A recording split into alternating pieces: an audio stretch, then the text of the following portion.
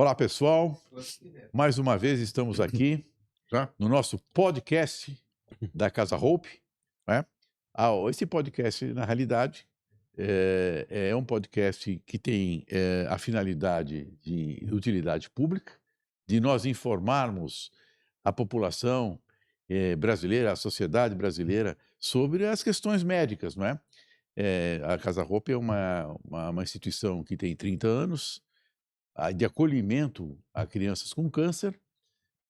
Nós temos um trabalho que ele passa do acolhimento biopsicossocial, as crianças têm refeições, nós temos uma escola dentro da nossa instituição e, com certeza, a nossa instituição ela é uma das maiores instituições da América Latina, né, de acolhimento com crianças com câncer. Nós recebemos as crianças dos hospitais de referência, né? Vários hospitais, temos o HC, tem uma Beneficência Portuguesa, tem o AC Camargo, e tem o Einstein, o Sírio, vários hospitais que, através da assistência social, acaba enviando as crianças para a nossa instituição, a criança e a acompanhante, né? Então, lá, o acompanhante e a criança, eles têm todo o guarda-chuva, vamos dizer assim, de atendimento ah, ah, de todo gênero para essas crianças, né? Meu nome é Fernando Rizzolo, eu sou médico e CEO da Casa Hope. E hoje nós vamos dar continuidade à nossa programação que tem por objetivo, né, oferecer essas informações médicas, é um bate-papo, né, como sempre. E hoje é um dia especial, porque hoje nós vamos falar aqui com o doutor Ulisses, doutor José Ulisses Amigo Filho. O doutor José Ulisses é um médico hematologista, né? Ele é um médico que já tem muita experiência e, na realidade, existe essa especialidade, ela tem uma afinidade com a nossa instituição, porque nós recebemos muitos casos de crianças com problemas hematológicos, né? E isso é importante para que a gente possa, a população, de uma forma geral, conhecer, através de um hematologista, essas informações de sintomas, de como pode ser, vamos dizer assim, diagnosticado precocemente, né, esses problemas hematológicos, né. Então eu começaria, doutor, olha, é uma satisfação tê-lo aqui. Obrigado. Nós podemos dizer que o doutor Ulisses, como hematologista, essa especialidade, hematologia, era uma especialidade que bate de frente, vamos dizer assim, com os interesses dos nossos pacientes, né? E também da população em geral, porque são informações de grande valia, né? Que você pode passar para a gente, né? Então eu agradeço muito a tua participação aqui. Doutor Ulisses, a pergunta é a seguinte: esses problemas hematológicos, de uma forma generalizada, eles acabam atuando mais, em crianças ou em adultos? Ou é de uma forma, vamos dizer assim, indiscriminada? Então, primeiramente, doutor Fernando, eu fico muito feliz de poder compartilhar a minha experiência no atendimento de pacientes com doenças oncohematológicas, hematológicas, e para mim é uma honra poder estar aqui com você e a gente conversar de um assunto que me encanta bastante, que é a minha área de atuação, que é a hematologia, né, como o senhor bem falou. Eh A Casa Hope, né, como você também falou na tua introdução, ela acaba recebendo um número expressivo de crianças com leucemia. Por que isso? Porque a leucemia na infância é a neoplasia maligna mais comum. 90% das neoplasias malignas, né, dos cânceres que acontecem em crianças, são leucemias, né? E a leucemia mais comum na infância é a leucemia linfóide aguda ou leucemia linfoblástica aguda. Mas respondendo à sua pergunta, já acho que já respondi. Então, em crianças, a leucemia é a doença oncológica mais frequente, diferente dos adultos, né? Existem leucemias também que acometem os adultos, só que se a gente pegar o anuário do INCA, né, que compila todas as neoplasias malignas que tem no nosso meio, e se a gente comparar isso com os dados que a gente tem do mundo, leucemias em adultos, elas correspondem mais ou menos à 11ª neoplasia mais frequente num adulto. Então, assim, é diferente de uma criança, né? Então, em adultos, eu não falaria que é a mais frequente seria a mama, câncer de próstata, câncer de pulmão, acho que as neoplasias que lideram aí os cânceres em adultos. Em crianças, sim, são as leucemias agudas. Interessante. E essas leucemias em crianças, né, inclusive no Instituto Nacional do Câncer, nos diagnósticos, né, nas estatísticas, vamos dizer assim, realmente confirma, né, aquilo que você está falando, né. As crianças são mais acometidas pela Pela leucemia de uma forma. leucemia. Sim, Agora, como é que uma mãe, né, eh, pode, vamos dizer assim, suspeitar que uma criança esteja apresentando sintomas dessa doença, da leucemia especificamente, né, sim. sendo que a leucemia é uma das doenças hematológicas que mais acomete as crianças. Você tem alguma dica para dar, alguma informação para dar para essas Sim, mães, por exemplo, que estão lá no interior, né, nos rincões do do Brasil, né? Brasil. É, Importante essa pergunta e só um dado também importante, Fernando, que a gente está falando que a leucemia é o câncer mais frequente em criança, mas em que faixa etária, né? É importante também ter essa informação.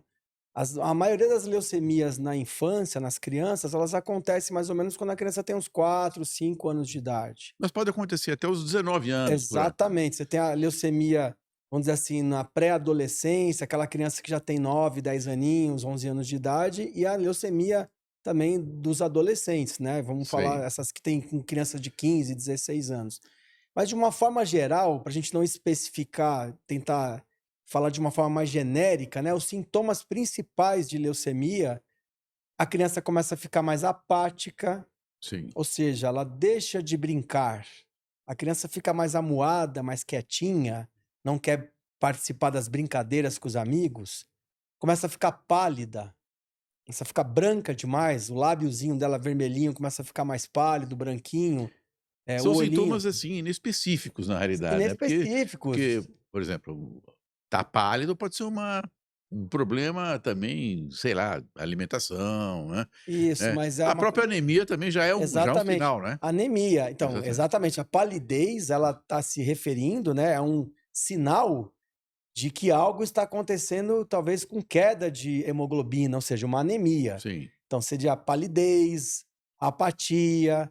Outro sinal importante de leucemia na infância é febre, febre. né? Uma febre que a mãe começa com uma febrinha, aí a mãe medica e vai no médico, passa um dia, 2 dias, não melhora a febre, uma febre persistente, uma febre que não é uma virose. Normalmente a mãe leva a criança no médico, é uma virose, tá, mas não é virose. É uma febre que não passa. Eu vou fazer uma pergunta para você, mas uma pergunta de médico.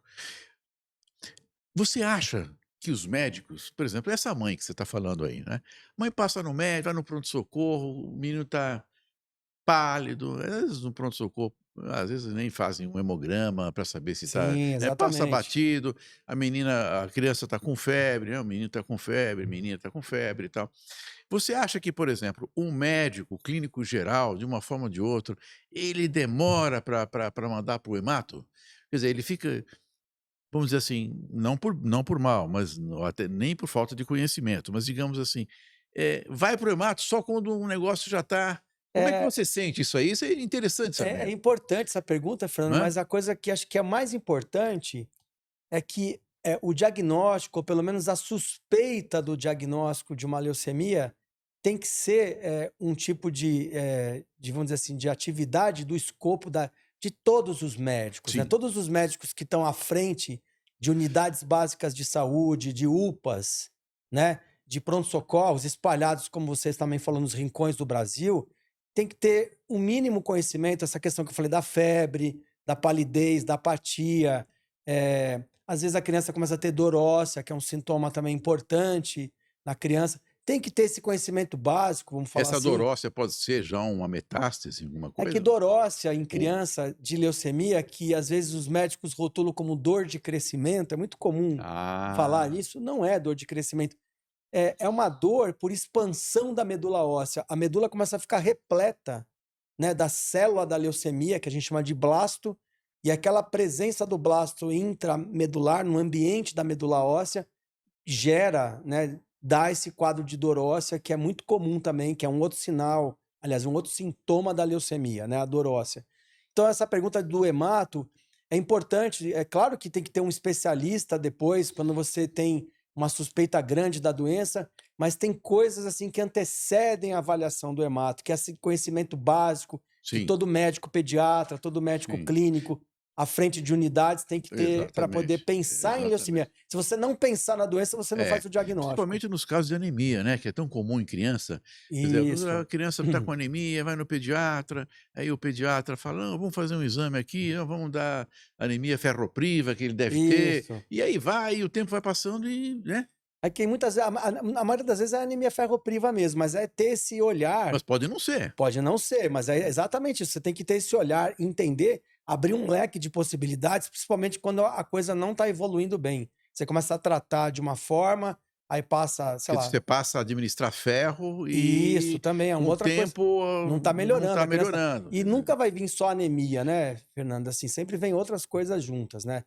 E um outro também um ponto importante que a febre, ela não é só a febre da própria doença, leucemia. A febre pode também traduzir já uma infecção que a criança está tendo, porque quando você tem uma leucemia, você não tem células, vamos dizer, os glóbulos brancos, os soldadinhos, eles não são normais, são blastos. E aquele soldado normal, ele está em uma quantidade muito pequena, ele não consegue trabalhar de forma plena, então a criança fica com uma susceptibilidade, com uma facilidade de adquirir Fica infecções. imunodeprimida, né. Exatamente, vamos Exatamente, usar o termo é, imunodeprimido, isso exatamente. mesmo. Inclusive uma das, do nosso escopo de trabalho dentro da Casa Roupa, é exatamente você tratar a criança com uma alimentação especial. Então lá nós temos uma alimentação toda, vamos dizer, direcionada para pessoas, crianças imunodeprimidas, né. Sim, Tem que ter toda uma higiene especial, e nisso a Casa Roupe há mais de 30 anos vem fazendo, né, com excelência, não é. E isso é muito importante. Nós com temos certeza. inclusive na Casa Roupe, você deve saber, claro, nós temos lá uma ala que são as crianças com câncer, e uma ala de transplantados, de Exatamente. medula óssea, fígado e rim, não é.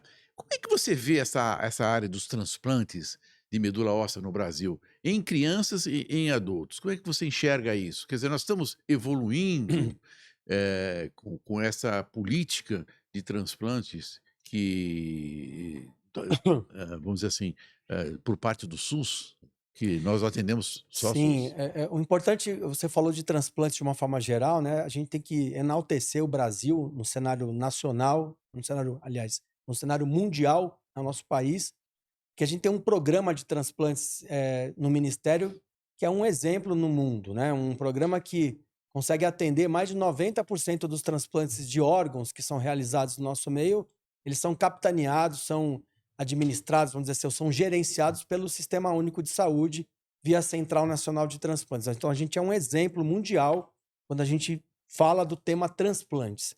Quando a gente passa para a questão da medula óssea especificamente, Fernando, a gente tem muito problema ainda para resolver. É um exemplo também no mundo, a gente consegue ter uma série de centros também vinculados ao SUS, que atendem várias pessoas, só que com bastante deficiências ainda. Eu diria que, primeiro, um problema grave no nosso país é a concentração de centros de transplante de medula óssea na região sul e sudeste. Sim.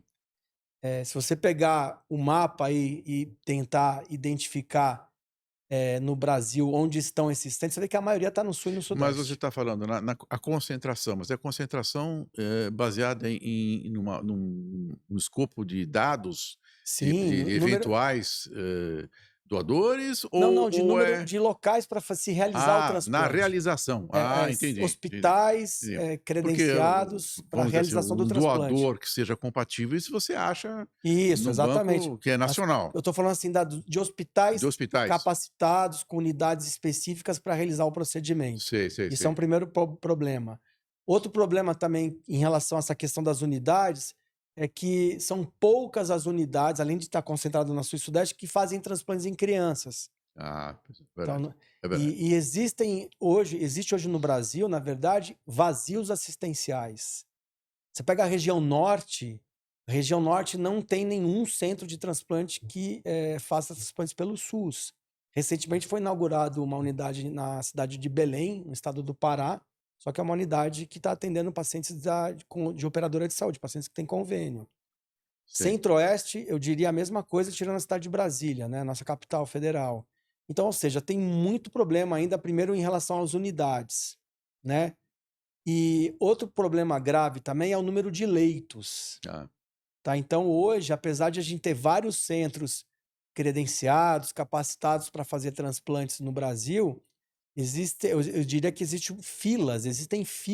Então você está querendo dizer mais ou menos o seguinte, quer dizer, uma criança lá em Periperi, no Piauí, que tem um problema, foi diagnosticado com um problema que é uma suspeita de leucemia. Ele pode ser diagnosticado lá, Sim, mas na realidade, na hora de fazer, por exemplo, um transplante, ele vai ter que vir aqui para a região sul. a maioria das vezes né? acaba vindo para cá. Talvez seja por isso que nós recebemos uma quantidade muito grande de Muito pessoas grande do Norte e Nordeste. Exatamente. Existem centros de excelência no Norte no Nordeste, né? Eu diria o Hospital Walter Cantídio, no Ceará, né? Sei. Que a chefia de lá é do nosso presidente da Sociedade Brasileira de Transplante de Medula Óssea, Dr. Fernando Barroso. Tem o Hospital Real Português em Recife, que também atende. Quer dizer, não existe, existem alguns centros, então. Existem alguns Mas centros. a demanda A ela é muito demanda é maior. maior, a demanda é muito maior. Né? E tem situações assim que são tristes, viu, Fernando? A gente aproveitar esse espaço. Por exemplo, o Hospital Edgar Santos, na Bahia, né? Um hospital ligado à Universidade Federal da Bahia, já faz quase, se eu não vou, para não falar, não ser irresponsável, mas tem mais de quase 5 anos que eles não fazem transplante de medula óssea halogênico, esse que entra doador, né? Então, assim, tem centros de excelência que estão rodando, que Mas, está doutor funcionando. Ulisses, por que isso? É algum problema é um centro estadual ou é um É um problema... centro ligado a uma universidade federal, na Federal Assim, da Bahia. mas é um problema de verba, alguma coisa ligada a Eu isso? diria que são problemas de Ou gestão de ligados estrutura? não é estrutura, mas também algumas questões com acordos com a Secretaria Estadual de Saúde, com o governo federal. Burocráticos. Burocráticos. Muitas vezes são problemas políticos, burocráticos, entra também a questão de verba, questão de equipe, mas assim, esse centro, por exemplo, é um centro que agora, nesse mês, está comemorando a realização de 500 transplantes de medula, desde a fundação. Só que já vai fazer 4, 5 anos que está fechado. Puxa, mas isso é uma... A parte do halogênico. O autólogo é que eles acabam conseguindo fazer, mas halogênico eles não estão conseguindo fazer. Sim. E são centros que já têm uma história dentro do transplante de medula no Brasil, né? E para citar, centros que já atuaram de forma importante na região Nordeste, por exemplo. Então, eu estou fazendo esses paralelos. Tem centros que funcionam bem, só que ainda faltam leitos. Você falou em halogênico, né? Tá. E Bacana. dá uma explicação para o pessoal, a diferença que existe entre um e outro, para que o nosso pessoal saiba. Então, aproveitando assim o espaço, autólogo, o termo autólogo é quando a fonte de células progenitoras, ou células tronco, ou células mãe, elas são do próprio paciente.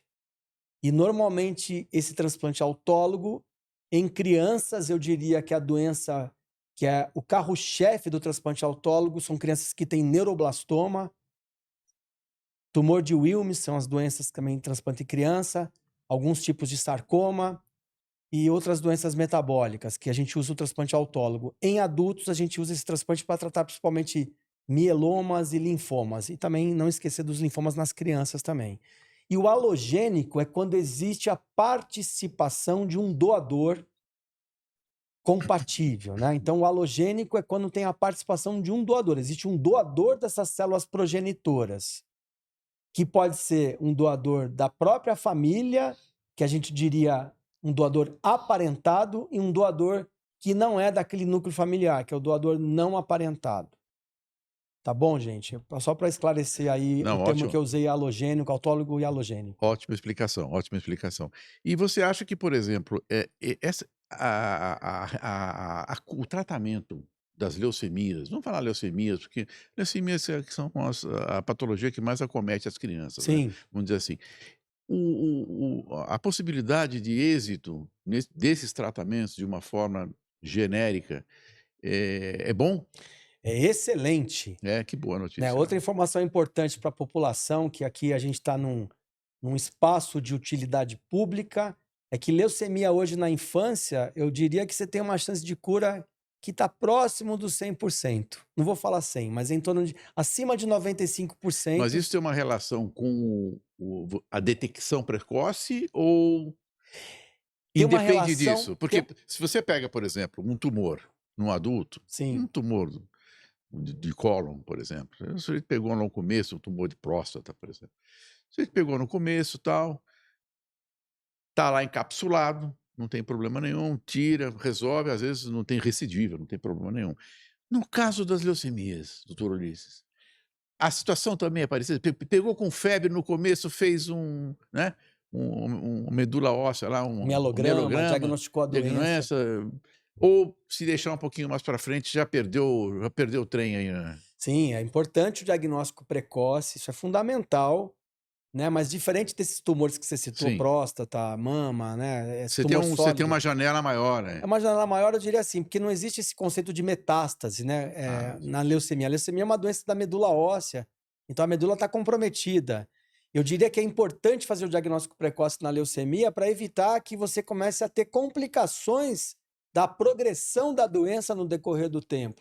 Então, às vezes, a criança pega uma infecção, fica muito grave, acaba indo para a UTI, aquela coisa toda, e acaba falecendo falecendo, exatamente. sem, às vezes, iniciar o tratamento. Então, é importante o diagnóstico precoce, mas, acima de tudo, Fernando, é o diagnóstico precoce e que a criança seja encaminhada, né, para um Para um centro que centro trate a que doença trata a doença, na íntegra, na né, íntegra. que consiga tratar essa criança na plenitude da palavra de tratar. Tratar não é só dar quimioterapia, é acolhimento da família, é também ver as questões sociais que estão relacionadas a essa criança, é criar realmente um ambiente que seja propício para que todo mundo se sinta acolhido na totalidade e, acima de tudo, que a criança receba o tratamento E você quimioterápico, sabe né? uma característica da Casa Hope é que, como nós estamos há 30 anos recebendo essas crianças, nós atendemos mais de 15.000 crianças com câncer, e a maioria, como você falou, são doenças hematológicas, né? E nós temos toda uma estrutura, né, de alimentação, de, por exemplo, se tem alguém com algum KPC lá, com uma infecção que traz ao hospital, Um né, germe colonizado, já é né? isolado, que é uma bactéria já, né? Nós já temos um isolamento, tudo isso. Isso é uma coisa muito importante. Agora, a fase principal, quando você zera a medula, né, que você, na linguagem, né, você zerou a medula tá. Essa é a fase principal, que ele fica mais susceptível, do ponto de vista de imunodepressão, é isso? Exatamente. É quando você inicia o tratamento, existe uma fase que você matou a doença e a medula doente, né? Ela Tem a pega, né, que eles é. falam. Você fala no transplante, você tá Do falando, transplante, né? É, exatamente. Quando a gente faz um Você transplante, zera, você zera inicialmente, você destrói aquela medula doente, né, no caso de uma leucemia, e abre um espaço no teu organismo para que outra medula entre, né? No caso de o halogênico, como eu falei, a medula do doador, ela entre e vai fazer a função da medula óssea, que é produzir células do sangue, glóbulos brancos, plaquetas e glóbulos vermelhos, substituindo a medula doente por uma medula saudável. É, mas você sabe que você falou que a possibilidade de cura é bem grande, né? É E bem, é isso deixa a gente enorme, muito muito satisfeito, bacana né? isso. Muito bacana. Eu vou contar até um caso assim, bem rápido, assim, que é uma coisa assim, muito emocionante, né? A gente está lá, então a gente vê muita coisa, né? Uma ocasião, uns 15 anos atrás, mais ou menos, eu resolvi instalar uma TV a cabo na minha casa, né? Então chegou lá aquele carro, o carro parou com aquela famosa escada em cima do carro, né? Sim, Então desceram 3 rapazes, tal, não sei o quê, e eles entraram e começaram a instalar, tal. E, de repente, eles viram, um deles viu a fotografia da nossa presidente, a Cláudia Bonfilhoni. Aí ele foi perguntar para a moça que trabalhava lá em casa e perguntou assim: escuta, essa moça é a dona Cláudia? Eu falei: é, a dona Cláudia. Ela mora aqui? Ela mora aqui? Mora aqui. Bom, eu estou lá em cima. Quando eu vou descer a escada, que eu estava instalando lá em cima, Tá. tá? Eu vejo um rapaz aos prantos, doutor Ulisses. Ele estava aos prantos, chorando. Eu falei: mas o que que houve? Chamei o amigo dele, falei: o que está passando? Aí ele passou a mão assim, tirou a lágrima e falou assim: eu vim do Maranhão Nossa, que com 12 anos, fiquei na Casa Hope, fantástico. Que fiquei na legal. Casa Hope, fui curado. E hoje já faz mais de 10 anos eu estou trabalhando aqui nessa companhia, né? E eu tô emocionado. Que coisa linda, cara. Que Mas coisa. para você ver que coisa maravilhosa a possibilidade, né, que a medicina, né, no caso vocês, hematologistas, proporcionam para as crianças e para as pessoas, né? Porque as pessoas muitas vezes elas ficam desesperadas, né? E isso afetou tanto, eu fico imaginando dentro do coração dessa pessoa como é que houve uma desorganização emocional tão grande Uma que criança, ele né? Tinha 12 chorava. anos quando ele Não, ele veio. já estava com 20 e pouco, Tá. 25, Não, mas 26. quando ele veio, ele Você imagina, lembrou. lembrou, né? Quanto isso tocou o coração dessa Exatamente, criança. porque ele fica você lembra a saga, né.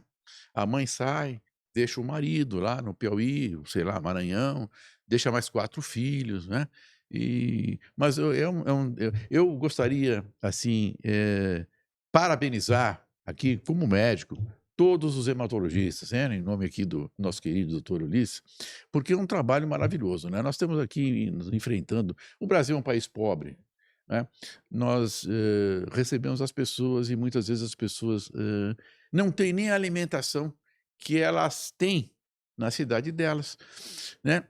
Em que pese o fato de, por exemplo, ser uma alimentação boa demais, porque provavelmente, óbvio, ela já é feita especialmente para as pessoas imunodeprimidas, né. Mas são coisas que do Brasil, são, especificidades do Brasil, que acontecem em função do nossa questão, né, toda a questão do Não, mas social. ó, eu também, já que você parabenizou os hematologistas, eu queria parabenizar o doutor Fernando, e quem me conhece sabe que eu valorizo demais o papel das casas de apoio, como é que eu vou dizer? No tratamento de todo mundo, de quem precisa. Porque o tratamento, como eu falei, é importante ter o médico, ter a quimioterapia, ter os remédios, né? Ter tudo, né? Os exames. Só que esses pacientes que vêm de outros estados, no caso aqui de São Paulo, né, na Casa Hope, a Casa Hope faz uma baita diferença, talvez uma enorme, a coisa fundamental para que o tratamento médico possa acontecer.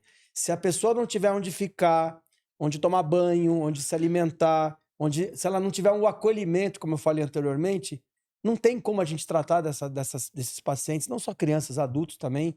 Casa Hope também, né, Fernando? Você me corrige aí. Também a gente tem a felicidade, também atendem pacientes adultos, tem adultos lá também, não tem só criança. Não, não tem só criança. Importante você Tanto falar é disso, né? importante saber. Nós temos a ala dos transplantados, né, recebemos adultos também, né. Nós temos os adultos que são transplantados de fígado, de rim, de medula óssea Sim. e de tudo isso aí. Mas sem a casa de apoio não tem transplante. Você Pois consegue, é. isso é importante. Exatamente. O poder público, viu, Fernando, tem que Exatamente. entender É, a importância das casas de apoio é. para que o transplante, o tratamento dessas pessoas que procuram, no caso, infelizmente, ainda bem que a gente tem isso. Só que infelizmente eu falo porque a gente tem que desenvolver os outros estados que as coisas talvez ainda não estejam acontecendo a contento, esses vazios assistenciais. Mas enquanto a gente não tem isso, é fundamental a participação da Casa Hope.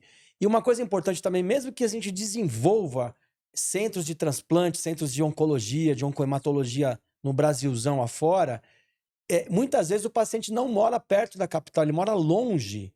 Então, mais uma vez, a importância das casas de apoio em qualquer cenário para atender esse paciente que depende do Sistema Único de Saúde, principalmente, né? Mas é verdade. Isso é fundamental. Isso é fundamental.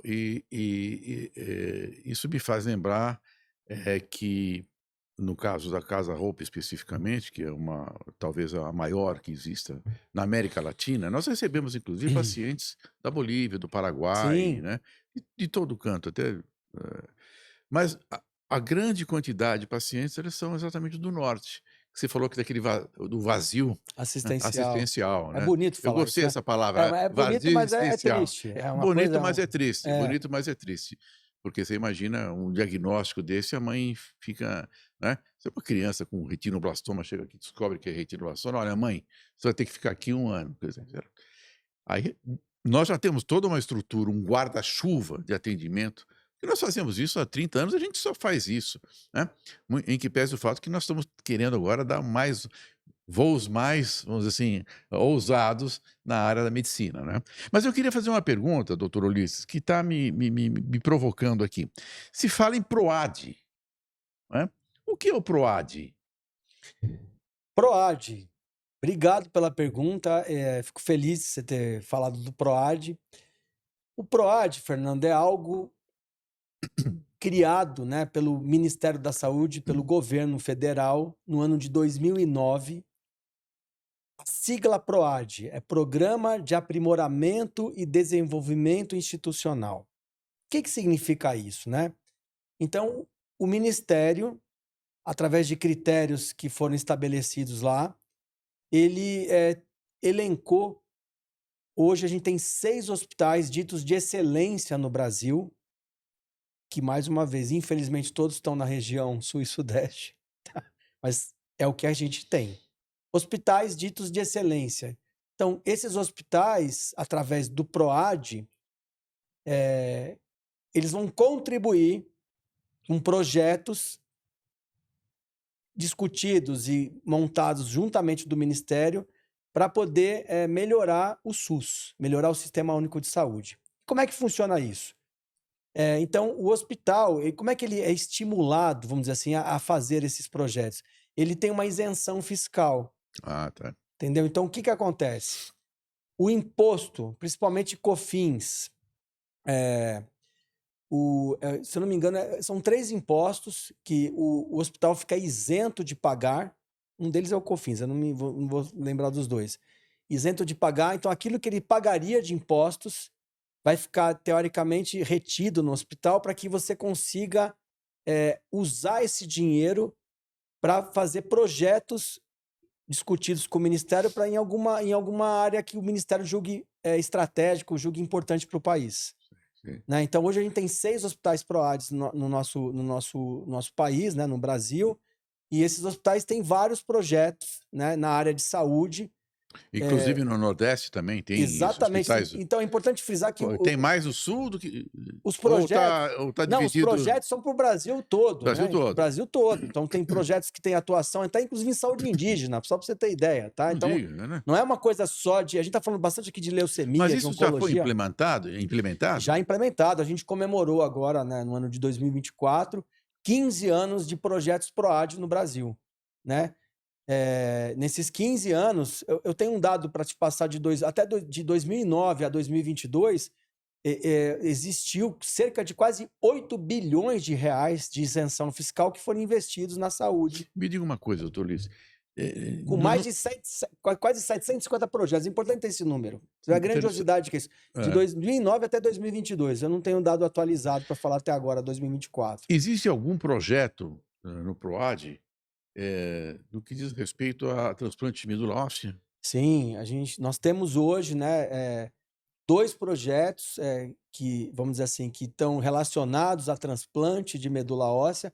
Um deles dentro do Hospital Albert Einstein, tem um projeto que atende pacientes, né, um projeto que tem um braço de assistência a pacientes que necessitam de transplante de medula óssea, e tem a Beneficência Portuguesa, que é o hospital onde eu atuo, que a gente tem um projeto em transplantes de medula, que a gente conseguiu renovar esse projeto. É bacana te falar isso. Sim. A gente está no 2º triênio, que o PROAD ele roda trienalmente. A cada 3 anos você tem uma renovação. A gente renovou esse projeto na Beneficência Portuguesa, então hoje tem 2 hospitais dentro dos hospitais PROAD que tem projetos na área de transplante de medula óssea. Tá interessante. E quais são, assim, enfim, os objetivos, né, desse projeto de medula óssea? Onde nós queremos O chegar? objetivo, Fernando, no caso, eu vou falar um pouquinho da BP, onde eu tenho, Da mais Beneficência que Portuguesa. na verdade eu coordeno esse projeto junto de uma outra colega, a Natália, né? Inclusive, eu E gostaria aqui de parabenizar a Beneficência Portuguesa eh, pela questão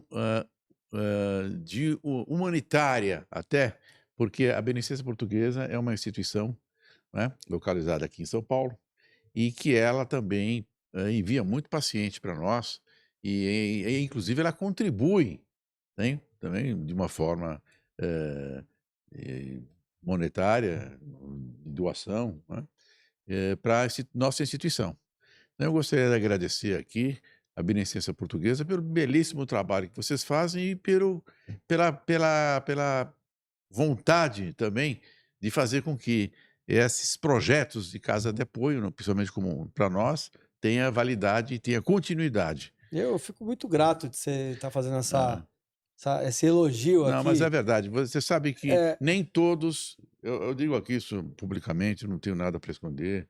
Tem aqui nossa secretária aqui, né? A Beneficência Portuguesa ela está avançada no tempo, do ponto de vista da filantropia. Porque você veja, existem grandes hospitais no Brasil sim. que mandam as crianças para nós recebemos, né? Mas infelizmente nós não recebemos absolutamente nada, nem para ajudar, né? Então isso aí, quer dizer, o diferencial da Beneficência Portuguesa é esse, né, vocês reconhecem que o nosso trabalho, no sentido de dar sustentabilidade para que a gente possa continuar. Porque vou ser bem sincero para você, sabe, é muito difícil aqui no Brasil. Nós atendemos 100% SUS, Eu né, sei disso, não é eu brincadeira. Então sei. é um problema sério, né. É matar um leão a cada dia, vamos Matar dizer um assim. leão por dia, É como isso se aí. diz, né. Assim, no seu ponto de vista pessoal, como um médico hematologista, qual a importância de uma casa Hope, por exemplo, uma casa de apoio, Não, assim? Fernando, Você já eu falou já isso uma vez, falei. mas você vai falar de novo, Não, vamos vou dizer. falar de novo, porque assim, isso eu falo, com toda, Porque tem assim. muita gente, por exemplo, você vê, como eu já disse para você, existem vários hospitais que mandam, mas mandam e sabe, né. E eu vejo que, no caso, a Beneficência, a sua equipe, eles têm um carinho pelas instituições, né. Exatamente. Então é esse plus Não, que eu acho maravilhoso, você você está me entendeu? deixando emocionado Não, aqui, eu porque é acho real, é maravilhoso, eu acho verdade isso. maravilhoso. Eu vinha inclusive a caminho aqui conversando com um doador, né, muito querido nosso, e eu estava até meio desabafando da dificuldade que a gente tem de arrecadar recursos, né. Nós atendemos 100% SUS. Nós temos uma verba pouca, né, do governo municipal e estadual, e nós dependemos das pessoas. Nós dependemos de pessoas que doem roupas para que nós temos um bazar permanente, então nós precisamos que as pessoas doem roupas, para que a gente possa fazer com que a venda dessas roupas se transforme em recurso para a gente pagar funcionário, para a gente Sim, manter a casa, sim. né. Nós tivemos, por exemplo, há pouco tempo atrás, falta de carne, né. Encontramos uma empresa que acabou doando, mas olha, não foi fácil. Você entendeu? Então, esse tipo de coisa é muito complicado, né. Não é como o conceito de filantropia, por exemplo, que existe num país como os Estados Unidos, uma Inglaterra, né, até eu soube que o Bill Gates acabou doando não sei quanto aí também. É diferente, aqui as pessoas pensam diferente.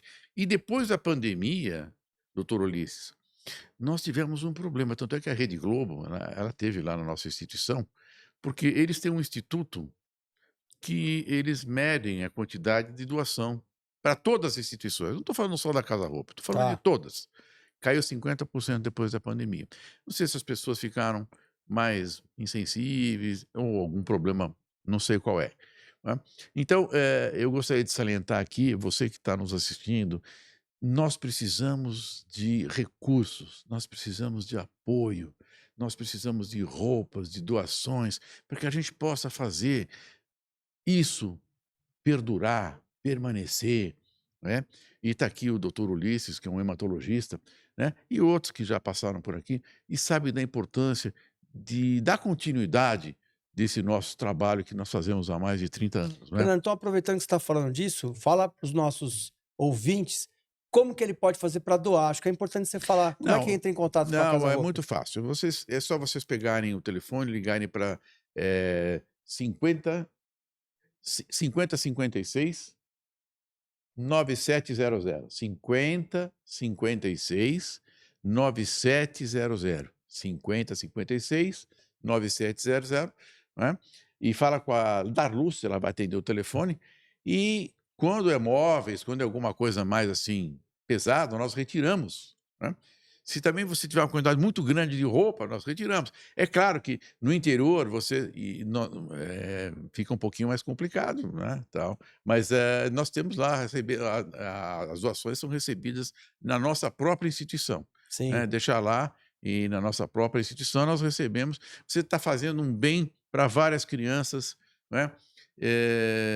Que estão fazendo um tratamento e que vieram de longe. Vieram de longe, a maioria veio de longe, né? E você acha que, no caso, existe algum avanço do ponto de vista médico no tratamento das leucemias, dos transplantes especificamente, transplante de medula óssea?